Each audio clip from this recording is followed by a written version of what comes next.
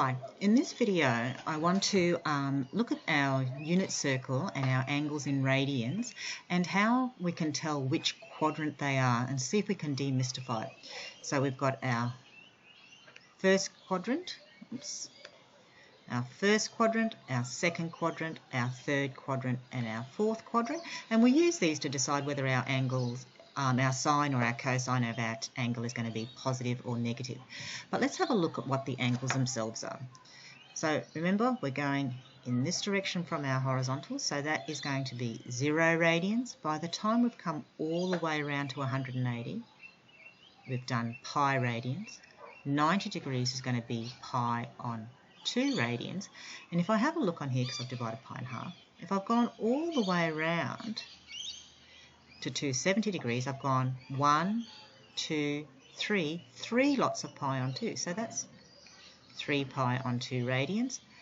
And by the time I've come all the way around here, I've gone to 2 pi radians. I'm just going to let you think about it a bit more. 2 pi is the same as 4 lots of pi on 2.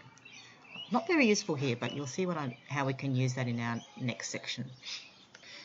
So I've now split the unit for circle up even more. So our 0, pi on 2 radians, pi radians, 3 pi on 2 radians.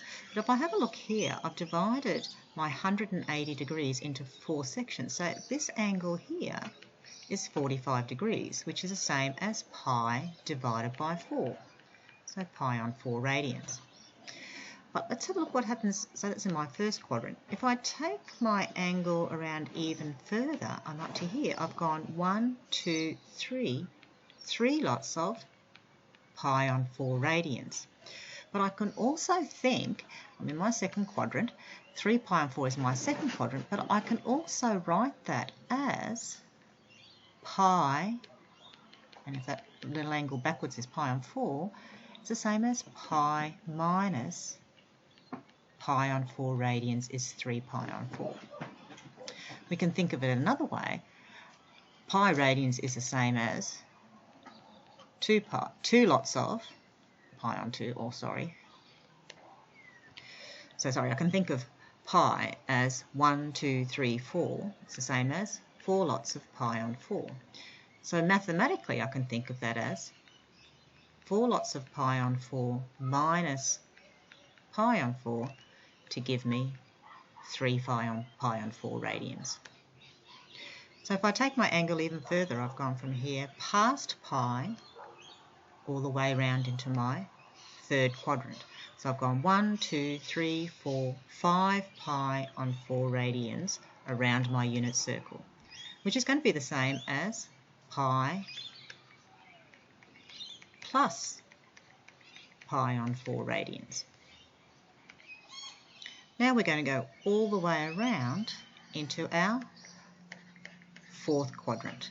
So we've gone 1, 2, 3, 4, 5, 6, 7 pi on 4 radians around our circle, our unit circle. If a full revolution is going to be 2 pi, well then it's 7 pi on 4 is going to be the same as 2 pi minus pi on 4 radians. Okay. So we're still in our unit circle. So if that's 0 radians, pi radians, halfway around is pi on 2, and down here is 3 pi on 2 radians. Now I've divided pi into 3 sections. So 180 divided by 3 is 60 degrees, which is the same as pi on 3.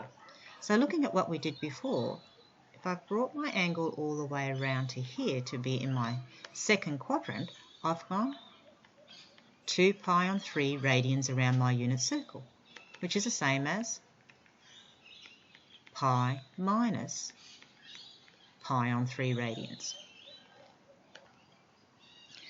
So now if my angle goes all the way around to our third quadrant, I've gone 1, 2, 3, 4 pi on 3 radians around my unit circle, which is the same as pi plus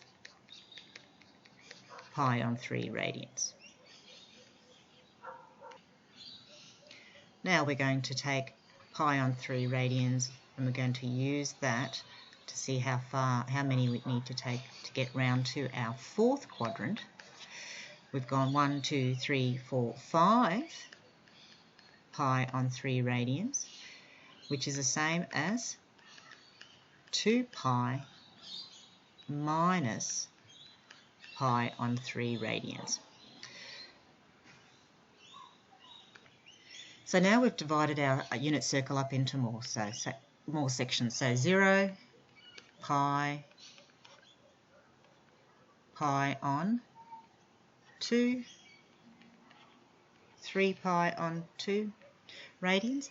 And if I have a look at pi, I've now divided it up into 6 sections. So each one of those is 30 degrees, which is the same as pi divided by 6 radians. So remember, pi can be thought of as 6 pi divided by 6 radians as well. So just another way of thinking about it. Now, I'm not going to worry about this one because 2 pi on 3 is the same as, not 2 pi on 3, 2 pi on 6 is the same as pi on 3, and we've already dealt with that. So we're going to have a look at all the way around to here because we've already dealt with this angle. This is 1, 2, 3, 4, 5. So this is 5 pi on 6 radians around the circle, which is the same as pi minus pi on 6 radians. So if we're going all the way around into our third quadrant, if we look at where we've travelled to, we've gone pi plus another pi on 6. So we've gone pi plus pi on 6 radians around our unit circle, which is the same as, there's 6, 7, which is the same as 7 pi on 6. So 7 pi on 6 is in our third quadrant. Okay. One last one. We're going to go all the way around into our fourth quadrant, and if I know that that was 2 pi for 1 revolution, this is 2 pi minus pi on 6, which is the same as 1, 2, 3, 4, 5, 6, 7, 8, 9, 10, 11, which is the same as 11 pi on 6 radians. Remember, 2 pi is the same as 12 lots of pi on 6, so I've taken away 1 to get 11 pi on 6, and that's in our fourth quadrant. So just as a quick recap, I know this looks messy. 11 pi on 6 is in our fourth quadrant. 7 pi on 6 is 1 lot of pi on 6 past pi. It's in our third quadrant. 5 pi on 6 is 1 lot of pi on 6 less than pi, and it's in our second quadrant. Same again with our pi on 3. 2 pi on 3 is in our second quadrant. 4 pi on 3 is in our third quadrant. 5 pi on 3 is going to be in our fourth quadrant.